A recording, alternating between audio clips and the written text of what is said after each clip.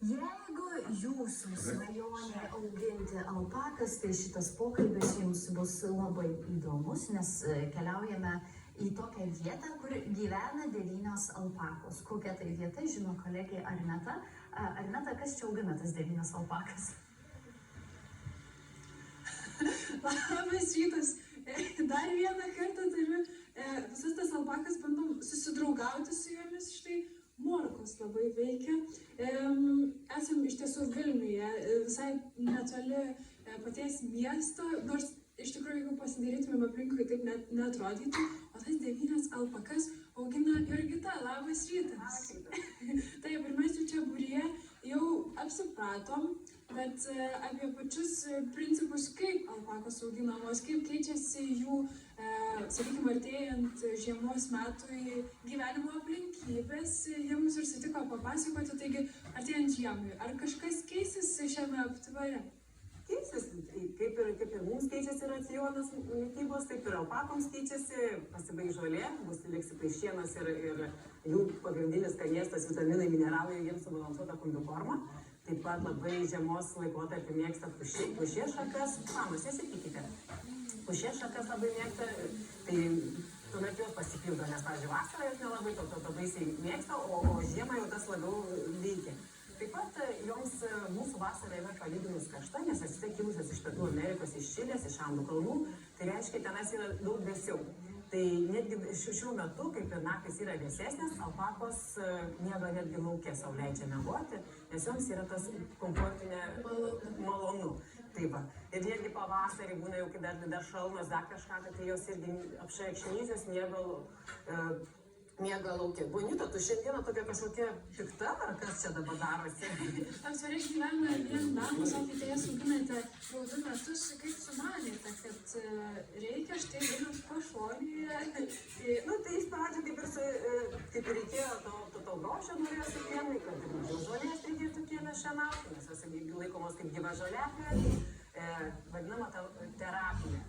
Tiesiog užtenka jas stebėti, kartais nieko nedaryti, nemaitinti, neglostyti, bet tiesiog stebėti, kaip jos rupšnoja žolę. Ir tas žolės rupšnojimo garsas tiesiog hipnotizuoja. Mieli gyvūnai, galvojame, kad ir vaikams bus, kaip ir nes šiais laikais mieste gyvenantis vaikai, nebelabai tų gyvūnų, apart kačių ir šuniukų turi namuose. O mes patys kilę vis tiek ne visai iš miesto, tai žinojame, ką reiškia karvė, ožka ir panašiai. Tai kaip ir vaikams pažintis, buvimas su gyvūnais irgi yra labai geras dalykas. Kiek kartų per metus alpakos yra kerpamos ir ką galima iš 9 alpakų vilnos nuveikti? Kerpame 1 kartą metuose, prieš pavasarį, prieš šiltąjį sezoną, taip ir mes nusirengėme paltus, taip ir alpakas nusivelka savo kailiukus. Ir iš tų kailiukų, ką darome, siūlus, turime vilną. Galim pasidaryti. Turime siūliukus, patys nekerpame, važiuoja specialūs kirpėjai, jie nukerpa alpakoms, aišku, joms tai nėra malonumas, tai nėra kaip mums nuėjus į kirpyklą pasidabinti, tai joms yra stresas, stengiamasi kuo greičiau apkirpti tas pačias alpakas ir po to iš siūliukų ką? Kas belieka daryti? Megzti, pati Anyta padeda megzti visus mezginius, taip pat galima iš pačios vilnos, ne iš siūliukų, visokius pagalvėlės, antklodės, užtiesalus ir visą kitą. Tai tų dalykų, ką galima iš alpakos vilnos, tik kiek leidžia fantazija pačiam žmogui. Taigi, terapija gaunasi ir žiūrėti į gyvūnus, bendrauti su jais ir paskui dirbti su vilna. Taip. Edukacijos. Čia vykdote ir edukacijas. Kokios jos gali būti siejant kartu su gyvūnais? Edukacijas vykdome tiek šeimoms, tiek pavieniams žmonėms, tiek darželiams, mokykloms, kuomet atvažiuoja vaikų grupės, kaip ir netradicinė pamoka. Tai mano tikslas yra ne tik tais, kad leisti pamaitinti alpakas ir šalia jų pabūti, bet tikslas šviesti apskritai, kas yra alpakos, iš kur jos kilusios, kodėl jas žmonės laiko ir panašiai. Tai visą laiką, kaip sakant, pradedame su vaikais pavėsinėje, papasakojame, duodame pačiupinėti vilnos, pačių siūliukų, ką iš tų siūlų darome. Ir tada jau susipažinę su pagrindinėmis maitinimo taisyklėmis, keliaujame jas maitinti. Tai visiems vaikams labai patinka iš rankyčių maitinti Bet visą laiką perspėjau, sakau, vaikai, laikytis reikia tų pagrindinių taisyklių, nestovėti alpakoms prie užpakaliuko ir neerzinti Aš alpakų. čia kaip tik dabar stoviu. Nes jeigu alpaka tiesiog jausdama, kad jie yra kažkas už užpakalio, gali įspirti, tai yra vis tiek gyvūnai ir bet kuriuo atveju reikia įvertinti tai, kad yra gyvūnai. Nu, damutė, ko tu čia dabar? Kiekvienas iš augintinių jūsų turi savo vardą. Kaip vardas atkeliauja su gyvūnais ir kokių teko sugalvoti patiems, kokius atsivežė? Tie, kurie atvažiuoja, jau vyresnės alpakos pirmusios atvažiavo, tai jos atvažiavo su savo vardais, o tie, kurie jau gimė pas mus arba atvažiavo visiškai maži ir be vardo, tai išrinkome patys. Tai iš tikrųjų rinkome kartu su vaikais, pirmuosius tai ilgai jau čia kol nusprendėme, po to jau arba išgirstame kokį vardą, arba netgi paskelbėme kokį nors konkursą, kad išsirinkti iš kelių vardų, nes nepasidalina vaikai. Šiandien šį kartą bus mano, o jauniklių nėra tiek daug, kad būtų galima kiekvienam leisti. Čia jūsų savi vaikai. Taip, savi vaikai. Aš turiu 3 berniukus, tai sakau, jiems irgi jie tarpusavį pradeda pyktis, kodėl ne mano vardą renkam, tai tuomet jau pasikliaujame burtais. Ar sudėtinga tokį nedidelį ūkį puoselėti Vilniaus pašonėje? Nėra sudėtinga, tiesiog aš kai sakau, kai darai, užsiemi, kai tai yra malonumas, kai tai nėra darbas, tai yra vis tiek kaip ir kiekvieną rytą jos prašosi dėmesio, kiekvieną vakarą, savaitgaliais, tai aišku, džiaugiuosi, kad ir vaikai nori prisideda prie tų buvimų ir laiko leidimo su alpakomis ir panašiai. Tai tiesiog reikia daryti, būti. Jeigu tai būtų darbas kuris nepatinkantis, tai tikrai gal būtų kančia. O čia dabar, tarkime, tai yra iš tikrųjų kiekviena, kaip sakau, su charakteris, yra da šiandieną nenuotaikoj, jinai prunkštauja visą rytą.